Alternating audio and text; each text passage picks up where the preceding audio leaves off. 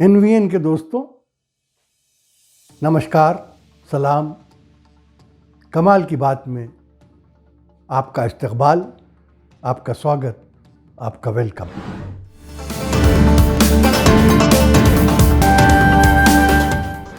दोस्तों, पिछले वीडियो में हमने आपको बताया था क्या दीदी का अगला पड़ाव दिल्ली होगा।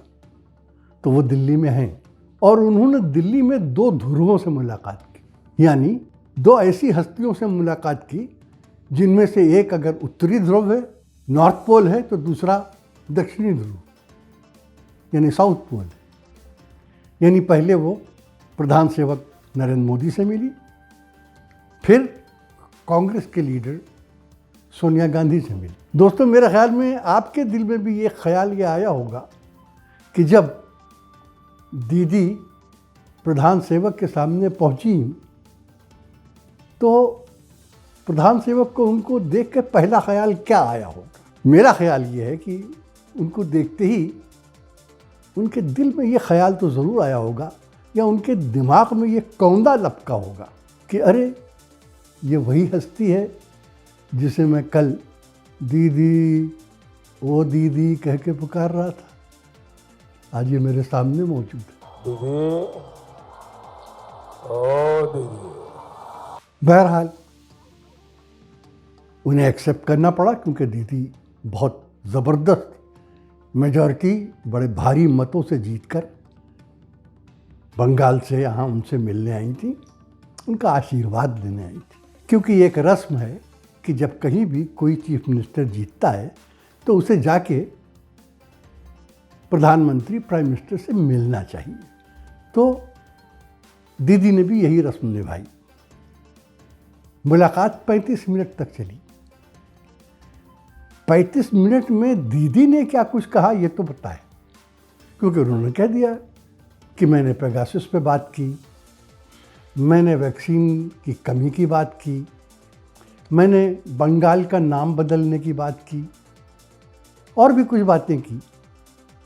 लेकिन उसके जवाब में प्रधान सेवक ने क्या कहा ये ना उन्होंने बताया, ना प्रधान सेवक की तरफ से इसके सिलसिले में कोई बयान सामने आया। तो या तो ये हुआ कि दीदी कहती रहीं और वो सुनते रहे, या उन्होंने क्या रिस्पॉन्ड किया ये अभी तक मालूम नहीं है। मुमकिन है 1-2 दिन के बाद सामने आए। दूसरी मुलाकात उन्होंने सोनिया गांधी से की। सोनिया गांधी ने उनको चाय पे बुलाया था, गोया ये चाय पर चर्चा थी, और चाय पर चर्चा उन्होंने सोनिया गांधी से की और उनसे भी उन्होंने पेगासस की बात की, कोविड की बात की और भी बहुत से कॉमन इंटरेस्ट की बात की। लेकिन जो बात उन्होंने नहीं बताई वो ये है कि अपोजिशन यूनिटी के मामले में क्या बातचीत हुई। लेकिन एक बात बहुत साफ और सामने की है। वो बात ये है कि दीदी को, ममता बनर्जी को ज़रा एक थोड़ा सा तुनक मिजाज लीडर समझा जाता है। जल्दी में वो फैसले कर लेती है। लेकिन अब ये कहा जाता है कि 2011 की ममता बनर्जी और 2021 की ममता बनर्जी में ज़मीन आसमान का फ़र्क है। वो अब ज़्यादा अकोमोडेटिव हो गई हैं। अब वो दूसरों को के लिए गुंजाइश रखती हैं, दूसरों के लिए जगह रखती हैं। अब वो दूसरों की बातों पर भी ध्यान देती हैं। एक बहुत अच्छा चीज़ है। तो जो हो रहा है वो ये हो रहा है कि दीदी शायद, मेरा ख्याल ये है कि जो पॉलिसी बना रही हैं उसे आप गठबंधन या मोर्चा मत कहिए। वो बहुत करीब है उस बात के, उस पॉलिसी की जिसका जिक्र अक्सर किसान लीडर राकेश टिकैत करते रहते। यानी एक सिंगल पॉइंट पर इलेक्शन लड़ा जाएगा। उसमें कुछ ये नहीं कि कौन प्राइम मिनिस्टर बनेगा, कौन नहीं बनेगा, वो सब बात की बात है। ये मेरा ख्याल है।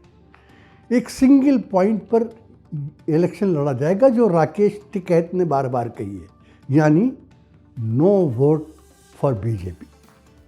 मतलब आप साउथ में हैं, आप ईस्ट में हैं, आप तमिलनाडु में हैं, आप पंजाब में हैं, आप यूपी में हैं, आप एमपी में हैं, आप किसी को भी वोट दें, जिसे भी आप अपना लीडर बनाना चाहें या जिसे आप अपना लीडर समझते हो उसे वोट दें। बीजेपी को वोट न दें। एक सिंगल पॉइंट पर यही उन्होंने बंगाल में किया था। बंगाल में उन्हें अगर 48% वोट मिले हैं तो ये सब बीजेपी के वोट नहीं थे। वो एक स्ट्रेटजी बन गई थी कि जिसमें दूसरे पार्टी के लीडर भी सामने नहीं शामिल हुए तो अंदर ही अंदर शामिल हो गए, नो वोट फॉर बीजेपी, और उसका नतीजा हुआ कि बीजेपी हार गई। लेकिन इन सब से हटके दीदी ने जो एक वार किया है वो वार बहुत गहरा है।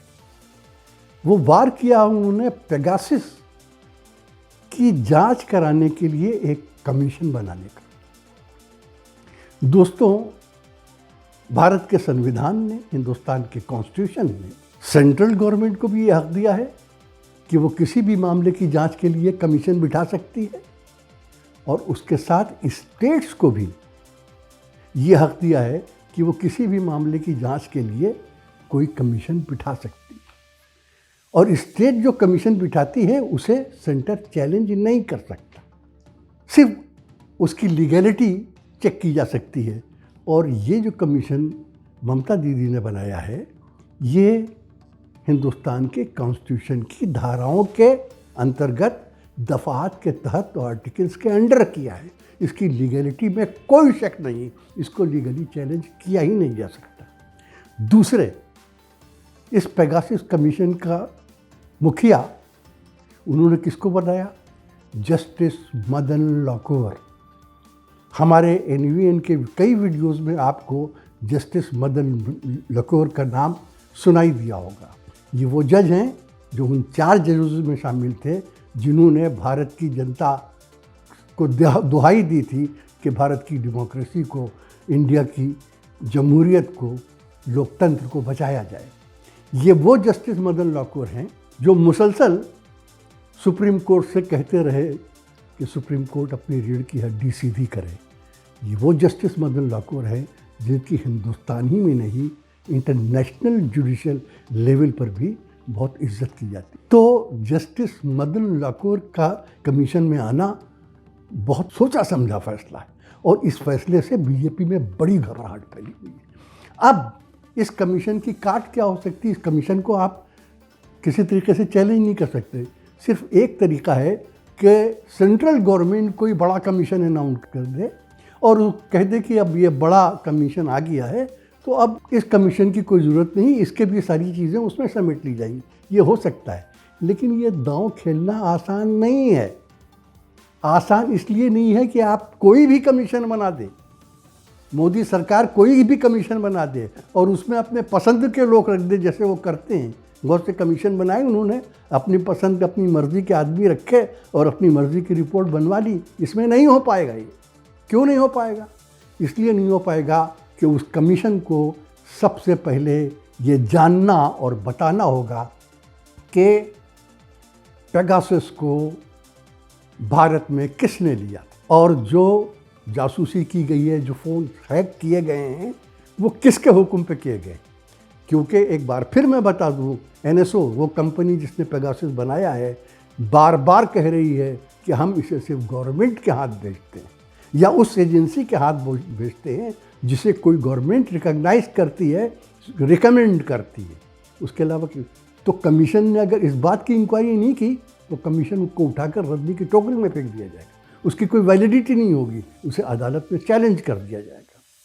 तो इसलिए अगर उन्होंने कोई कमीशन बनाने की कोशिश भी की तो उसे ये जानना और बताना ज़रूरी होगा। और इसलिए ज़रूरी होगा कि मैक्सिको ने, फ्रांस ने, बल्गारिया ने, मैं आपको बता चुका हूँ, बल्गारिया ने, कई और मुल्कों ने, और हद ये है कि इसराइल ने भी कमीशन बिठा दिए हैं कि जांच की जाए कि ये सॉफ्टवेयर किसको दिया गया है, कैसे दिया गया है और देना ठीक था या नहीं था। तो इससे भागना मुश्किल, बहुत मुश्किल है। और अब तो एनराम, हिंदू के एडिटर दुनिया भर उन्हें जानती है, एनराम भी सुप्रीम कोर्ट पहुंच गए हैं पेगासस के ख़िलाफ़। तो ये पेगासस बड़ी मुसीबत बन गया है मोदी सरकार के लिए और ख़ुद प्रधान सेवक नरेंद्र मोदी और अमित शाह के लिए। इससे, इसके दाम से, इसके जाल से छूटना आसान नहीं है। और जिस तरीके से लोकसभा और राज्यसभा के सेशन बिल्कुल अपनी जगह से 1 इंच हिल नहीं पा रहे हैं, चल नहीं पा रहे हैं, उससे ये मालूम होता है कि पेगासस कोई मामूली मामला नहीं है। 300 से ज़्यादा सीटें हासिल करने वाली बीजेपी आज लोकसभा और राज्यसभा में बेबस है, लाचार है, कोई काम करने के काबिल नहीं है, कोई काम कर नहीं सकती। तो ये पेगासस बहुत दूर तक जाएगा। कितनी दूर तक जाएगा इसे हम भी देखते हैं, आप भी देखिए, दुनिया भी देख रही है। तो आज के वीडियो में बात यहीं ख़त्म करते हैं। अगले वीडियो तक के लिए हसन कमाल, आज़म शहाब, डॉक्टर सलीम और फैसल सैयद को इजाज़त दीजिए। जय हिंद, खुदा हाफिज़।